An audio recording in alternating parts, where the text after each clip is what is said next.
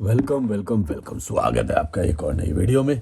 आज मैं फिर से एक ऐसी चीज़ डिस्कस करने जा रहा हूँ जिसको बोला जाता है बूमर्स के द्वारा कि ऐसा नहीं होना चाहिए, लेकिन सच बात यह है कि वो चीज़ तुम्हारे अंदर होनी चाहिए। वो है एग्रेशन। तो वो बोलते हैं बार बार डोंट बी एग्रेसिव, पर मेरा ये मानना है कि इंसान को एग्रेसिव होना चाहिए जब जब रिक्वायर्ड है। और उनकी नेचर में, पर्सनैलिटी में, काम करने के तरीके में एग्रेशन होना चाहिए। अगर तुम ये बोल दो कि एग्रेशन होने नहीं चाहिए और जहाँ जहाँ जहाँ पे तुम्हारा एग्रेशन वो दबाएंगे बार बार, तो फिर वो तुम्हारे काम में, तुम्हारे जो प्रोडक्शन है, जो प्रोडक्ट, तुम्हारी प्रोडक्टिविटी में भी वो नहीं दिखाई देगा। एक बात याद रखना, ये ओवरऑल पैकेज में आता है कोई भी पर्सनैलिटी का जो एस्पेक्ट होता है। तो जहाँ जहाँ पे वो ये रोक रहे हैं कि भाई अग्रेसिव मत बनो, जिम में मत जाओ, टेस्टोस्टेरोन लेवल कुछ नहीं होता है, वे प्रोटीन मत लो, जिम मत जाओ, कराटे मत सीखो, मार्शल आर्ट मत सीखो, मर्द मत बनो, सिंप बन के रहो, पैकेट वाला खाना खा लो, इजी खाना खा लो, मैगी खा लो, ये सब चीज़ें प्रमोट कर रहे हैं। ये इसको रोकते नहीं है वो। तुम देख लेना, एक बूमर्स लोग हैं जो अपने ईजीनेस के लिए मैगी वैगी को आने देते हैं अपने अंदर। भाई तुम पेरेंट्स हो, तुमको ये काम है तुम्हारा ये कंट्रोल करना बच्चे की चॉकलेट पैकेट वाली चीज़ें हैं जो, या गेमिंग कर रहा है बच्चा, रील चला रहा है या जो भी कर रहा है, ये चीज़ें ना करके ये इनको बोलते हैं कि भाई एग्रेसिव मत बनो, ये लो ये चीज़ें करते रहो। और एग्रेशन फिर सिर्फ कहाँ पे निकलता है, वो जो गेमिंग जो होती है ना, जो पबजी और वो सब होती है जिसके अंदर मार धाड़ होती है और गन फाइटिंग होती है, ये सब होती है, वहाँ पे एग्रेशन निकलता है इनका। और असली में जब ऐसी कोई सिचुएशन आ जाती है तो वहाँ पे एग्रेशन होता ही नहीं है। तो अब शुरू करते हैं वीडियो को। आप मुझे कॉल भी कर सकते हो, डिस्क्रिप्शन में ईमेल और इंस्टाग्राम है, यूपीआई की आईडी भी, अगर आप मुझे सपोर्ट करना चाहते हो तो। तो मेरा ये मानना है कि इंसान को एग्रेसिव होना चाहिए, पर ऐसे भी नहीं कि वो फेक एग्रेसिव नहीं बोल रहा। Fake aggressive is different. अपने काम के प्रति, प्रोडक्टिविटी के प्रति तुम्हें एग्रेसिव जब तुम होगे तो वो तुम्हारी ओवरऑल पर्सनैलिटी में इनकलकेट हो जाएगा, हर चीज़ में वो दिखाई देगा। तुम एग्रेशन के साथ ही काम करोगे। तो ये जो एग्रेशन की, जब एग्रेशन तुम सुनते हो तो शायद तुम लड़ाई झगड़ा इन सब से रिलेट करते होगे, लेकिन एग्रेशन कई तरह के हर चीज़ में दिखाई देगा तुम्हें। जैसे मैं अपने काम के प्रति बहुत एग्रेसिव हूँ, मतलब मेरे को जब काम करना है या मेरे को कहीं से भी किसी भी परिस्थिति में अगर काम निकालना है तो मैं काम निकाल देता हूँ। मैंने 22 मिनट का वीडियो रिकॉर्ड किया। अभी मैं बाहर खेत में था एक जगह पे। 22 मिनट का वीडियो मैंने ऐसी परिस्थिति में रिकॉर्ड किया जहाँ पे मैं सोच भी नहीं पा रहा था कि आज का मेरा दिन कैसा जा रहा है, या वो आज की मैंने ये थर्ड वीडियो रिकॉर्ड कर रहा हूँ। तुम समझ रहे हो, थर्ड वीडियो। तो मैं इतना एग्रेसिव हूँ अपने काम के प्रति। तो तुम्हें एग्रेसिव होना चाहिए। और लेकिन ये बूमर्स लोग और ये सब तुम्हारी पर्सनैलिटी को एग्रेशन में नहीं, तुम्हारे को एक कमज़ोर टाइप का वो बना के छोड़ेंगे। तुम्हें वो नहीं बनना है, तुम्हें एग्रेसिव ही होना चाहिए। तुम्हें इसके लिए बॉक्सिंग सीखनी चाहिए, तुम मार्शल आर्ट सीखो, तुम जिम जाओ, तुम रनिंग करो। रनिंग में बहुत एग्रेसिव, रनिंग एक बहुत एग्रेसिव स्पोर्ट है। अगर तुम जॉगिंग करते हो, स्प्रिंटिंग करते हो, तो उसमें उसमें तुम्हारा टेस्टोस्टेरोन लेवल बढ़ेगा, तुम्हें एग्रेशन आएगा। और वो बढ़ाना चाहिए तुम्हें। ऐसे लड़कियों की तरह मत बने रहो। रनिंग तो सबसे ज़्यादा एग्रेशन चाहिए होता है। रनिंग में तुम्हारा पूरा एकदम बॉडी का और वो दिमाग का वो मिल जाता है, और फिर तुम उस चीज़ को परफॉर्म करते हो बहुत मजबूत तरीके से। मेरा ध्यान भटक रहा है ये सामने मेरे स्क्रिप्ट भी है और मेरा ध्यान भी कहीं पे भटक रहा है। तो मैं क्या कहना चाह रहा हूँ कि तुम्हारा अग्रेशन तुम्हारे लिए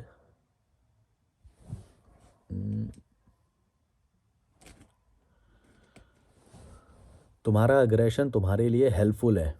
ये जो सिंप टाइप के जो कमज़ोर लोग होते हैं, ये तुम्हें हमेशा रोकेंगे कि तुम अग्रेशन मत रखो। एक और चीज़ लेते हैं, इसको मैं थोड़ा और एलेबरेट करना का सोच रहा था। पर एक और चीज़ है जो ये लोग बोलते हैं बूमर्स, ये जो पुरानी वाली जो जनरेशन है, जो तुम्हें नहीं माननी चाहिए लेकिन ये लोग बोलते हैं कि मानो, वो है ओबे दी एल्डर्स। मतलब अपने से बड़ों की बार बार ओबे करते रहो, जबकि ये तुम्हारे लिए नेगेटिव है। क्योंकि एल्डर जो है वो पुरानी सोच के साथ आते हैं, वो नई उसके साथ अपडेट होते ही नहीं है। बहुत रेयरली ऐसा होता है कि वो अपडेटेड हों। अगर वो अपडेटेड हैं तो भी तुमको उनकी बात नहीं सुननी है। अपडेटेड होने का मतलब ये नहीं है कि वो ज़्यादा कोई महान बात कर देंगे।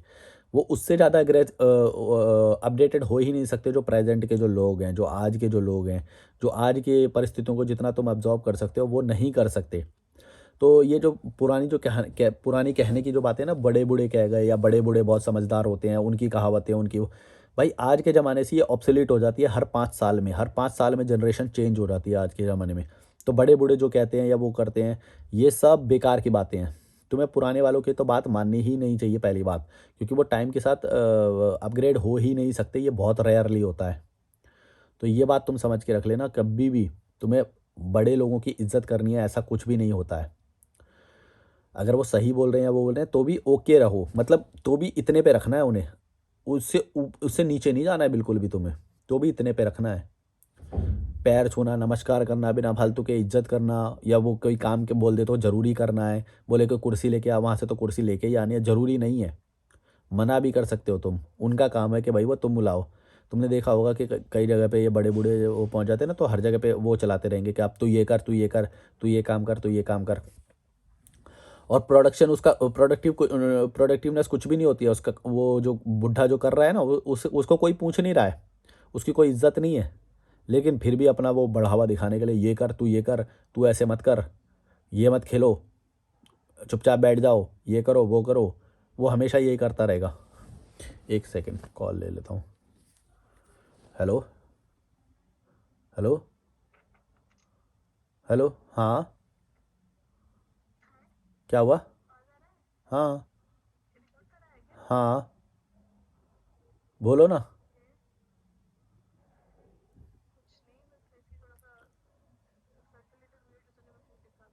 ओके, मैं अभी बस ये रिकॉर्डिंग करके करता हूँ तुम्हें।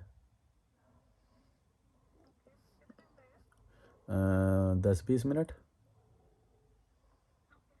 मैं आऊँ क्या मिलने?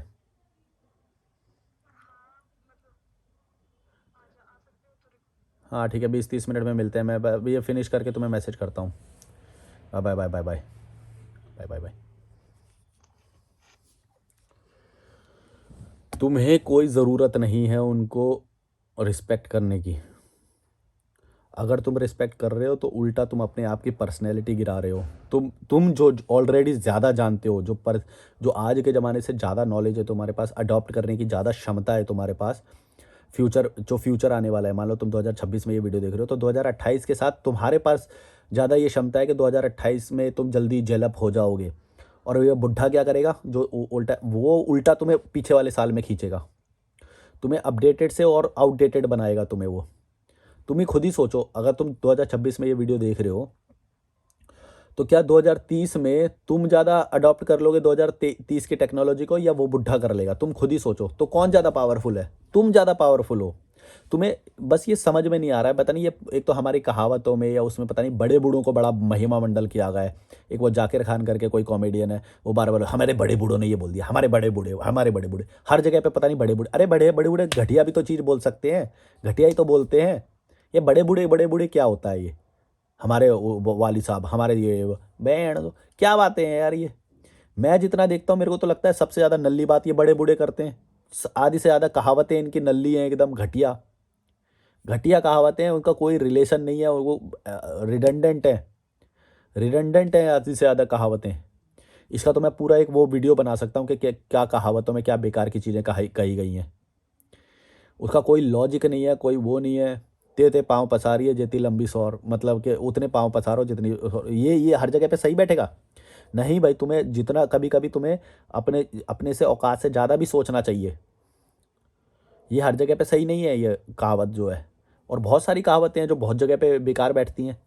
तो क्या तुम मुझे सही बोल दोगे? ऐसे ऐसा नहीं होता है। कहावतें बस कहावतें होती हैं, ये बिल्कुल वो ज्ञान का वो नहीं है ये। हर जगह पे चेप दोगे या उन्हें महान समझने लग जाओगे, कोई महान समझने की ज़रूरत नहीं है। तुमसे जो भी 1 साल भी बड़ा है ना, अगर मैं भी तुमसे 1 साल बड़ा हूँ, तुम ये मान के रखना, तजुर्बा वजुर्बा कुछ नहीं होता, अडॉप्टेबिलिटी ज़्यादा बड़ी होती है। तुम्हारे अंदर अडॉप्ट करने की ज़्यादा क्षमता है। 2030 की टेक्नोलॉजी को तुम ज़्यादा बेहतर तरीके से अडॉप्ट करोगे, तुम्हारा बुढ़ा बाप नहीं कर पाएगा। तो उसकी अगर तुम ओबे कर रहे हो, उसकी तुम कहावत मान रहे हो, गलत फंस जाओगे। वो तो पुराने वाले प्रोफेशन में, पुरानी वाली डिग्री में फंसाएगा तुम्हें। बीटेक कर लो, बीकॉम कर लो, एमकॉम कर लो, एमटेक कर लो, एमबीए कर लो, लॉ कर लो, डॉक्टर कर लो, एमबीबीएस कर लो, जबकि तुम्हारा मन लग रहा है या नहीं, इससे फ़र्क नहीं पड़ेगा उसे। समझ लेना ये बात, मन लगना बहुत ज़रूरी है। वो ये चीज़ें नहीं जानते हैं, मन लगना बहुत ज़रूरी है। वो इस चीज़ को कैलकुलेट भी नहीं करते हैं। तुम देख लो पुरानी जनरेशन क्या इस चीज़ को कैलकुलेट करती थी। वो बोलेंगे मन नहीं कर रहा मतलब, जॉब ही काम तो करना पड़ेगा ना। मन नहीं कर रहा मतलब क्या होता है? वो बोले उनको ये चीज़ समझ ही नहीं आएगी कि भैया हमें ट्रैवल वाला काम करना है, हमें ट्रैवल का मन है तो हमें पहाड़ का मन है तो हम गुड़गांव में कैसे जॉब कर लेंगे। मन कर रहा है पहाड़ का और करवा रहे हो जॉब गुड़गांव में। हमें मन करता है कि हम लग्जरी कार में घूमें या बढ़िया कार में घूमें, और तो हमें ट्रैवल करना पड़ा मेट्रो में, कहाँ से करेंगे। नहीं हो पाएगा।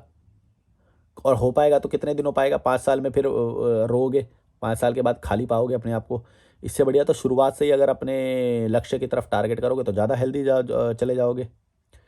तुम्हें समझ में आई ये वाली बात। भाई तुम्हारा टाइम बर्बाद करेंगे जिनको तुम ओबे कर रहे हो ना, इनकी सोच छोटी है, इनकी सोच रिडंडेंट है, पुरानी है। तो तुम्हें कोई ओबे करने की ज़रूरत नहीं है एल्डर्स को। तुम्हें बहुत सारे बड़े बूढ़े मिलते होंगे, वो बिना फालतू के पर्सनल सवाल पूछते हैं वो। तुम्हें तब ओबे करने की ज़रूरत नहीं, एकदम ऐसा जवाब दो, इतना नल्ला जवाब दो कि उसके खुद दिमाग ख़राब हो जाए। बोले ना कि शादी कब कर रहे हो, बोले ना कि तुम अपना पेट कब कम कर रहे हो, ऐसे ऐसे करके उल्टे सीधे जवाब दो। एकदम अटैक वाले मूड में जवाब दो, डिफेंस नहीं करना कभी भी। जैसे कई लोग होते हैं ना, शादी का सवाल होता है, उन्हें बुरा लग रहा होता है लेकिन डिफेंस करते हैं, हाँ देखते हैं शायद 1-2 साल में कर लूँगा। ऐसा नहीं, अगर तुम सच में भी करने वाले हो ना 1-2 साल में, तो ये जवाब मत दो, क्योंकि उसने तुमसे पर्सनल सवाल पूछा है भाई। तुम्हें घिन क्यों नहीं आ रही इस चीज़ से, वो तुम्हारे से पर्सनल सवाल कैसे पूछ सकता है, जबकि उसका उसका इतना इतना क्लोज है भी नहीं वो तुमसे। तुम कितने पैसे कमाते हो, इस चीज़ को कैसे वो कैलकुलेट तुमसे सवाल पूछ सकता है वो।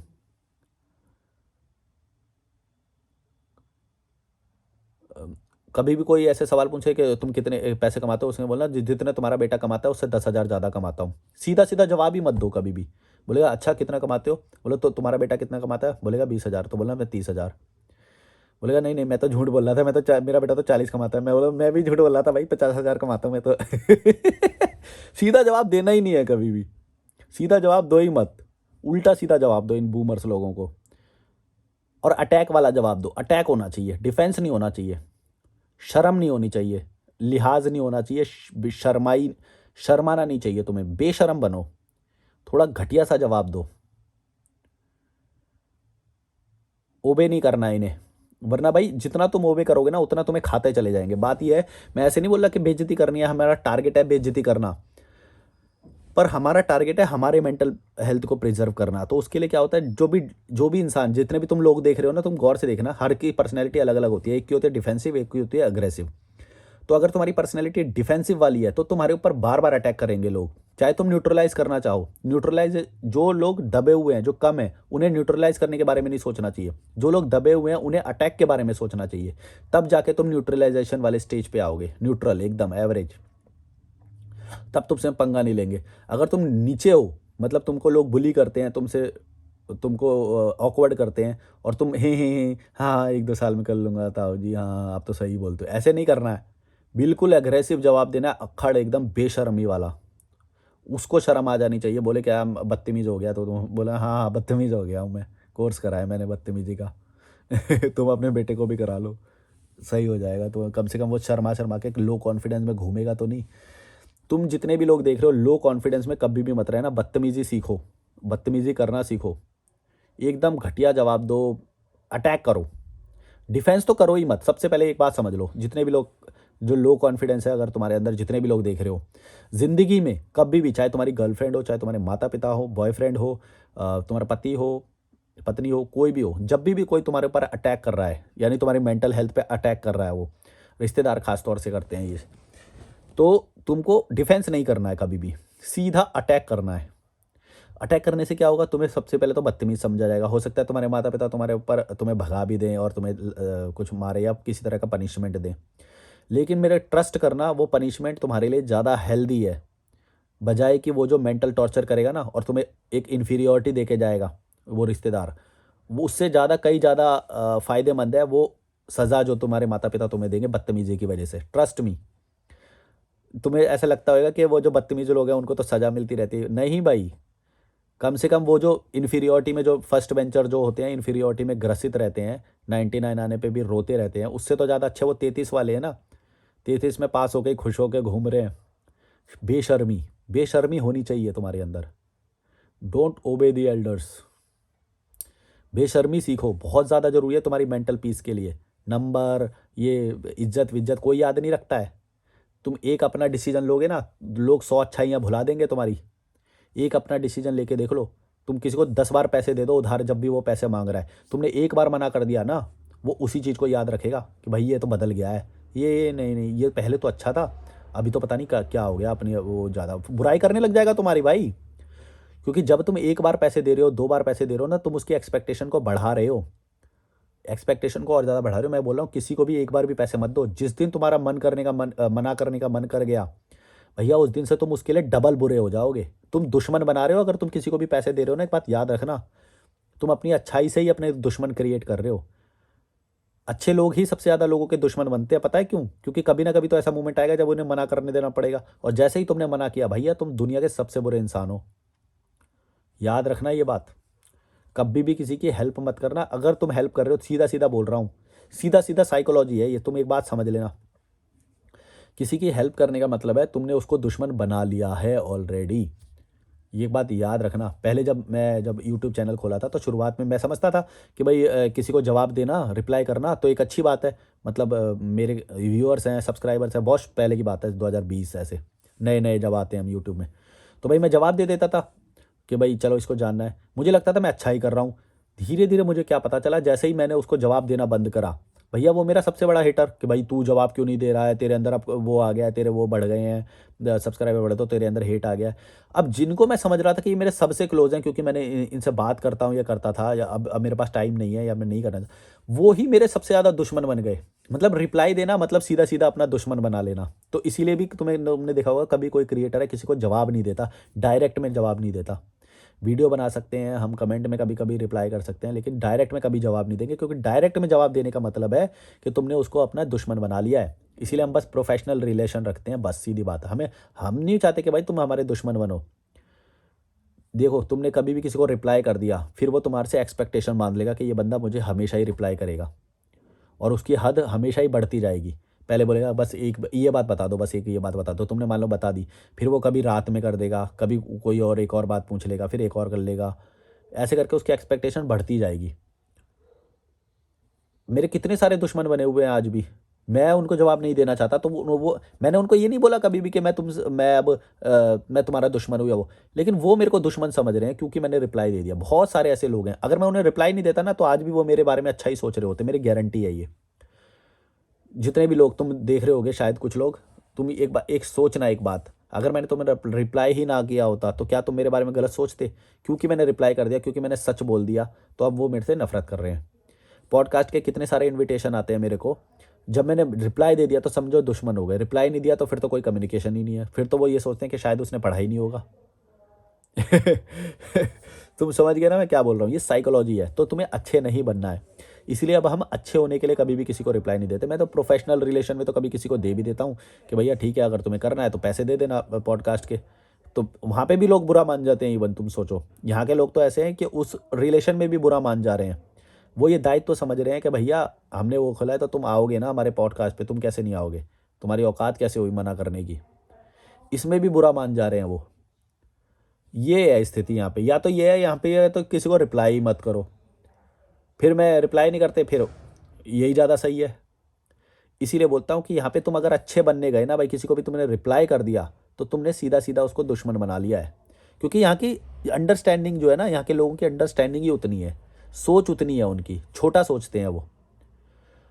और दुश्मन तो बड़ी आसानी से बना लेते हैं अपने दिमाग में। या वो क्यों बना रहे हो भाई दुश्मन? मैंने तो कुछ ऐसा बोला नहीं, या फिर मैं तो वो किया जो मेरे मेंटल हेल्थ के लिए अच्छा है, जो मैं चाहता हूँ। मैं अपनी अपनी ज़िंदगी से रिलेटेड तो मैं सोचूंगा ना कि भाई मेरे को करना है कि नहीं, किसके साथ करना है, किसके साथ नहीं करना है, किसकी हेल्प करना है, किसके नहीं करना है, ये तो मेरा अधिकार है। तुम कैसे अपने आप सोच ले रहे हो कि भाई मैं तो करूँगा ही करूँगा? ये तो तुम्हारी मिस्टेक है। तुम क्यों सोच ले रहे हो भाई? तुमने कोई मेरे को फाइनेंशियल हेल्प करी है तो मेरे भाई हो, बहन हो, क्या हो? कुछ भी तो नहीं हो तुम। मेरी मर्जी। क्यों इतने रिलेशन जोड़ रहे हो? इसीलिए मैं ये बात बोलता हूँ, मैं तो किसी से रिलेशन जोड़ता ही नहीं हूँ, सीधी बात। ना अच्छा बनता, ना किसी को पैसे दो, ना किसी की हेल्प करो। दूसरा ये है कि अगर तुमने मान लो किसी को हेल्प कर भी दी, तो तुम भी एक्सपेक्ट करोगे ये बात कि भैया ये मेरी कल को अवेलेबल रहेगा मेरे लिए। पर वो ऐसा होगा ही नहीं, फिर तुम्हें बुरा लगेगा। इसीलिए भी हेल्प नहीं करनी चाहिए किसी की भी। क्योंकि जैसे ही तुम किसी की हेल्प करते हो, तुम ऑटोमेटिकली तुम्हारा दिमाग जो है अपने आप को इस पोजीशन में डाल देता है कि कल को ये भी मेरी हेल्प करेगा। फिर वो नहीं होता तो फिर तुम्हें ही उल्टा दुख होता है। तो 2 चीज़ एक साथ लॉस हुए, एक तो तुम्हारा जो पैसा गया उसकी हेल्प करने में, या अटेंशन, टाइम, एफर्ट, इमोशन जो भी गया, वो गया, और दूसरा फिर बुरा भी तुम्हें ही लग रहा है, और वो बड़ा मस्ती से मना डिनाई कर दिया उसने। बुरा भी तुम्हें ही लगा, हेल्प भी तुमने करी, दोनों लॉस तुम्हारे। सोचो, कम से कम ये चलो अच्छा है कि भाई तुमने हेल्प करी तो तुम भूल जाओ अपने दिमाग से कि तुमने किसी की हेल्प करी। लेकिन ऐसा होता ही नहीं, हम जब किसी की हेल्प करते हैं तो हम भूलते नहीं हैं, हम याद रखते हैं उसे। इसीलिए ये बात बोली जाती है कि जब तुम किसी को दो तो उसे भूल इतना दो कि तुम जितना भूल सकते हो। अगर तुमने एक्सपेक्टेशन के साथ दे दिया, फिर तुमको ही दुख होएगा उल्टा। ओके, एक और चीज़ है वैसे इसमें, मैं एक ये भी डिस्कस कर लेता हूँ। पहले देख लेता हूँ मैं कितने मिनट का हो गया है। ये 20 मिनट का हो गया, तो मेरे ख्याल से काफ़ी है, इतना बड़ा वीडियो तो काफ़ी है। वैसे मैं बोलना चाह रहा था कि वेक अप अर्ली 4 AM, मतलब कि सुबह जल्दी उठो। तो मैं ये बात भी नहीं मानता कि भाई सुबह जल्दी उठना कोई ज़्यादा वो होता है, नहीं उठना चाहिए। अगर तुम्हें मन नहीं कर रहा, तुम्हारा बॉडी क्लॉक और ज़्यादा सोने को बोल रहा है तो सो। ये बात भी बहुत गलत है कि अर्ली मॉर्निंग जागने वाले कोई ज़्यादा ही जीनियस हो जाते हैं, ज़्यादा ही दुनिया से आगे निकल जाते हैं 2 घंटे बचा के। ऐसा कुछ भी नहीं है। तुम्हें जब मन करे, जैसा मन करे तब उठो। जीवन की जो सफलताएं हैं वो अलग अलग एस्पेक्ट्स पे डिपेंड करती हैं। सिर्फ अकेले उठना, सुबह उठना ही अपने आप में वो नहीं है। वो एक वन ऑफ द थिंग हो सकती है, लेकिन ये अपने आप में कोई वो नहीं है कि तुम्हें ये ही आगे पहुंचा देगा। पर ये जैसे कंफर्ट जोन को तोड़ना उसमें हेल्प कर सकता है। जैसे कि सुबह तुम अगर उठ रहे हो तो कंफर्ट जोन को तोड़ रहे हो, तो तुम अपने माइंड को ट्रेन कर रहे हो उस चीज़ के लिए कि वो दुख को, उसका अनकंफर्ट जोन को झेल सके। इस मायने में ये हेल्पफुल हो सकता है। लेकिन ये अपने आप में संपूर्ण नहीं है कि तुम सुबह उठोगे तो बहुत जल्दी बहुत ये हो जाओगे, वो हो जाएगा। सोसाइटी जैसा बोलती है कि तुम बहुत आगे निकल जाओगे। पर हाँ, इस मायने में ये ज़रूरी भी हो सकता है तुम अपने दिमाग को ट्रेन कर रहे हो अनकंफर्टेबल सिचुएशन को फेस करने के लिए, बॉडी क्लॉक के अगेंस्ट जाने के लिए ट्रेन कर रहे हो। इस मायने में ये हेल्पफुल हो सकता है। ठीक है, और एक और चीज़ लिखी हुई है मैंने, डिसिप्लिन में रहो। डिसिप्लिन में रहना भी कोई ज़्यादा वो नहीं है। डिसिप्लिन में तुम्हें रहने की कहीं पे ज़रूरत नहीं है। कई बार ऐसे मौके आएंगे जहाँ पे डिसिप्लिन को तोड़ना तुम्हारे लिए ज़्यादा हानिकारक है, और किसी के लिए भी हानिकारक नहीं है वो। मतलब तुम्हारे लिए बहुत ज़्यादा लाभकारी है और किसी का भी जीरो जीरो नुकसान हो रहा है, तो वहाँ पे तुम डिसिप्लिन को तोड़ देना, वो रूल को तोड़ देना। डिसिप्लिन तोड़ना, रूल तोड़ना, ओबे मत करना, कुछ भी नहीं करना। ऐसे बहुत सारे सिचुएशन तुम भी वो करते होगे, तुमने देखे होंगे कि ऐसे बहुत सारे जहाँ पे तुम रूल तोड़ रहे हो, किसी का कोई नुकसान नहीं हो रहा है लेकिन तुम्हारा फ़ायदा हो जा रहा है, तो तुम वहाँ पे रूल तोड़ने की वो रखना। तुम्हारा अगर फ़ायदा हो रहा है या किसी तरह से कुछ ऐड कर पा रहे हो, रूल तोड़ के बहुत सारे फ़ायदे होते हैं। तुम ये मत सोचना कि क्योंकि रूल बनाए जाते हैं गरीबों के लिए, जो हाई IQ वाला बंदा होता है उसके लिए रूल अप्लाई नहीं होते वो सारे। हाई IQ वाला बंदा रूल तोड़ के भी फ़ायदा करा सकता है पूरी सृष्टि का। ज़्यादातर लोग देखे होंगे तुमने, इसीलिए तुम देख लेना कभी भी जो बड़ी पोजीशन पे है, जो हायर पोजीशन पे है, उसके लिए रूल अप्लाई नहीं होते। क्यों? क्योंकि अगर वो रूल तोड़ेगा ना तो वो ज़्यादा लोगों का लाभ करेगा, क्योंकि उसके अंदर हाई IQ है, उसकी पोजीशन ज़्यादा है, उसके पास निर्णय लेने की, उसके बदलाव लाने की क्षमता उसकी ज़्यादा है। तो अगर तुम अपने आप को इस स्थिति में सोचते हो कि हाँ तुम्हारा कोई एक्ट जो है रूल तोड़ के किसी का ज़्यादा लाभ कर सकता है, तो तोड़ देना रूल, डिसिप्लिन को तोड़ देना। तुम समझ रहे होगे मैं क्या बोल रहा हूँ। ऐसी बहुत सारी परिस्थितियाँ बनेंगी और वही तुम्हारा वो दिखाती है कि भाई तुम कितना रिस्क ले सकते हो। रिस्क लेके तुम देख लेना, ये कॉमन पैटर्न तुम्हें हर जगह पे दिखाई देगा कि जो भी लोगों ने आगे बढ़े हैं उन्होंने हमेशा रूल को तोड़ा है। कोई ना कोई रूल तोड़ते हैं, वो लूप होल खोजो, रूल तोड़ो। जो वरना फिर एवरेज लोगों के जैसा सोचेंगे और एवरेज लोगों के जैसा ही करेंगे तो फिर तो वही डिसिप्लिन्ड बंदा एवरेज बंदा हो गया ना, फिर तो वो सबके जैसा ही बनेगा ना। लेकिन जो आगे पहुंचता है, जो कुछ तोड़ता है, जैसे कि मान लो लॉजिकल मलिक जैसा चैनल है, ये ऐसा कोई भी नहीं बना रहा था पहले। ना कोई बोलने की टैबू टॉपिक्स पे बोलने की कोई हिम्मत करता था कि गरीबों के खिलाफ, या फिर मैं पेरेंटिंग के खिलाफ इतना गंदा गंदा मैंने बोला। गॉड, किताब, स्पिरिचुअलिज्म, रिलीजन, कितनी चीज़ों को मैंने गंदा बोला, आचार्य प्रशांत का क्रिटिसिज्म किया। लेकिन ये सारी चीज़ें तुमने कभी भी किसी चैनल पे ये सब देखा? पहले नहीं था, होगा भी नहीं। क्योंकि इसी को बोलते हैं लिमिट को पुश करना, कि जो जिसके अंदर थोड़ा रिस्क लेने की क्षमता होती है ना, वो लिमिट को पुश करता है। वो जो जैसा सब लोग सोच रहे हैं, जो डिसिप्लिन में रह रहे हैं, वो उनको तोड़ता है और वो बोलता है नहीं नहीं नहीं, ये कोई नहीं कर रहा तो इसका मतलब ये नहीं है कि इसकी ज़रूरत नहीं है, ज़रूरत है, इससे सबका फ़ायदा होगा।